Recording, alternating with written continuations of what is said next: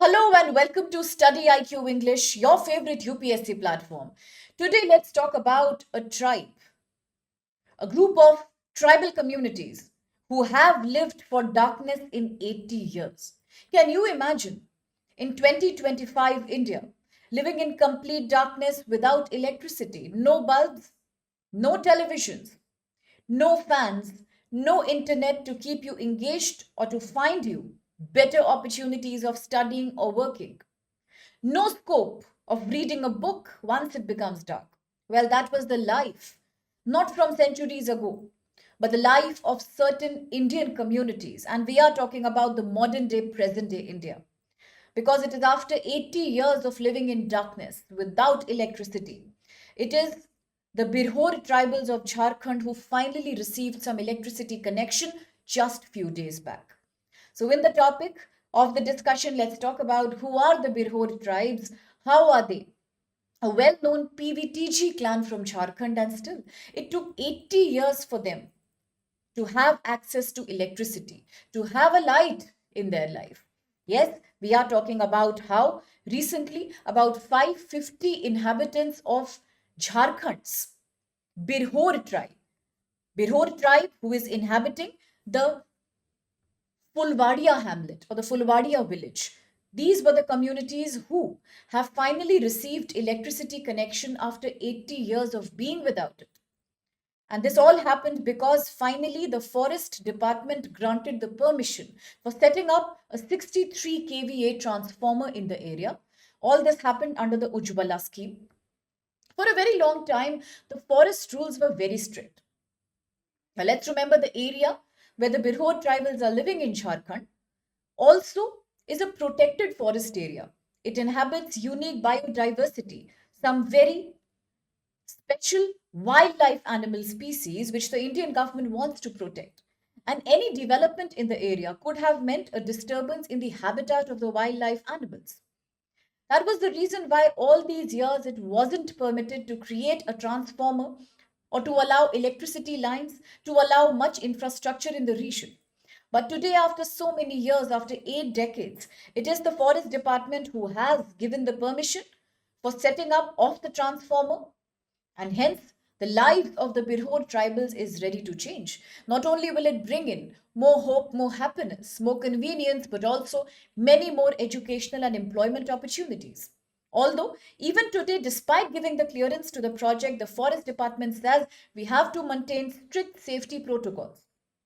Given the fact that this is an area inhabited by unique wildlife species, we have to make sure that there is no high beam pole lights outside the village. We cannot allow loudspeakers, no high decibel sound devices, so that the biodiversity, the wild animals, do not get disturbed.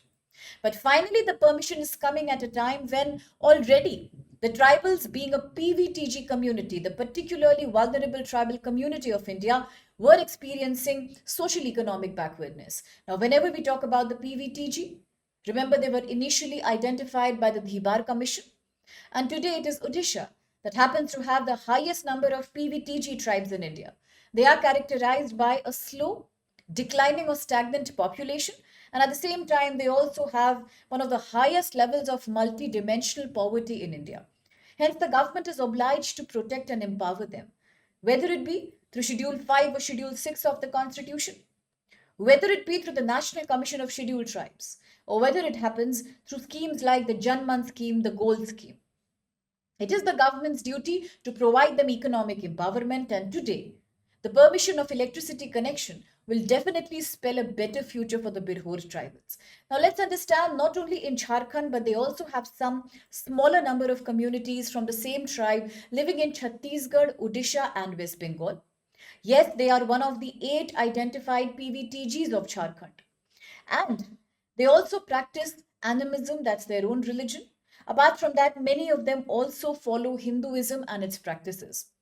Talking about how they speak their own language, the language called Birhor, it happens to be a part of the Munda subgroup of languages within the Austro-Asiatic family. And the language has many similarities with other popular tribal languages like the Santhali, the Mundari, and the Ho language. Now, at this point, a very interesting question is, has the government of India included any tribal language or dialect in the 8th schedule of the Constitution, which has a list of various scheduled Indian languages, total about 22. So, is there a tribal language that has been identified under that? If yes, then which amendment led to that? You could let me know in the comment box. Talking once again about the Birhor tribals, they also have various interactions with other communities in the region, and many of the community members are therefore bilingual. They sometimes are polyglot. They use many languages. They also understand Hindi, Bengali, and many other regional dialects. Birhor society is a very clan based society that's based on kinship. That means it's very, very clan and family oriented. Family relations have a very important role to play here across various traditions and social customs. Apart from that, the community is very small. Usually, they live in temporary homes that are created artistically with leaves and branches. Each clan has a leader in whom the power is vested to solve various kind of conflicts and to maintain tribal unity, tribal harmony. A beautiful social structure, a very close-knit community indeed. And initially, they were the nomadic hunter and gatherers. They took up to activities like rope making, wine fiber, for sustenance. So that's a key activity they do for livelihood. Usually they collect forest products and they also manufacture minor forest products, MFPs. Some of them also have taken to settled agriculture. The community usually divides into the nomadic and the settled populations respectively. At the same time, they are also known for a rich knowledge of medicinal plants and herbs with healing properties. Now, here's where tribal knowledge and customs play a key role in India's cultural diversity and linguistic diversity. Remember long back, when in 2004 a massive tsunami had hit the Indian Ocean. At that time, even before, the meteorological organizations could predict a strange behavior in the sea. It was the local tribal communities of Andaman and Nicobar, the Shompen, the Nicobari community, the Jarawas, who were able to protect that yes, the sea's behavior is changing and it might lead to some massive cyclone or a tsunami. So that's where tribals' knowledge regarding medicines, regarding climate forecasts always has worked for them. It is indeed India's great heritage, and indeed, the Birhor tribals are also known to be quite proficient in traditional healing methodologies. At the same time, today, as electricity has reached the area, it is also expected that education, primary health, economic opportunities for the Birhor tribals will only work towards improvement. Now, for a very long time, they have stayed in the vulnerable bracket. Today, as they are getting electricity connection, perhaps it will lead to better inclusion of these people, and we can also forecast, therefore, that yes, their involvement in the mainstream society should also increase after this development. Now, in 2024, the Birhor were in the news for a very positive reason again. They were in the news because the tribals here had taken up to campaigns against social malpractices like that of child marriage. So many people took to the road, they took to campaigning and dharnas. They were outwardly supporting activities against child marriages, which also is a very promising sign. It shows how the tribe is committed towards social advancement, how they are ready to adapt to a modern way of life.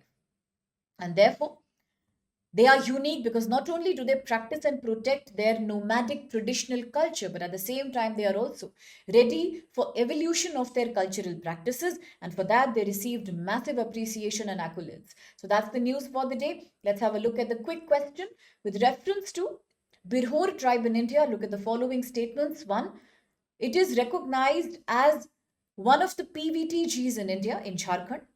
Second, their language belongs to the Munda language subgroup that has a sharing with Austro-Asiatic language family. At the same time, it also shares similarities with Santhali and Mundari languages. Third, their primary occupation has been shifting cultivation. Now, UPSC often asks you a question about shifting cultivation.